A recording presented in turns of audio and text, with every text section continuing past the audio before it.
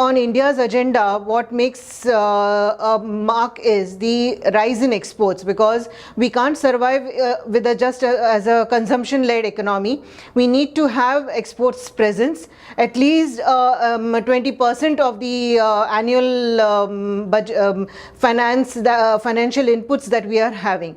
So we tried to keep this session to understand the trade credit factor or the trade credit linked to businesses with the SME sector, so that we can boost this product, because it's collateral free. But as we understood from the audience, most of them said that most of the products, they are said to be collateral free, but they are not having the they're still lagging as far as the banking concerns are concerned, which say that no, we require some kind of collateral. But why is this happening? It's majorly because of the lack of understanding between SMEs as well as banks to understand each other and have a very good comfort level.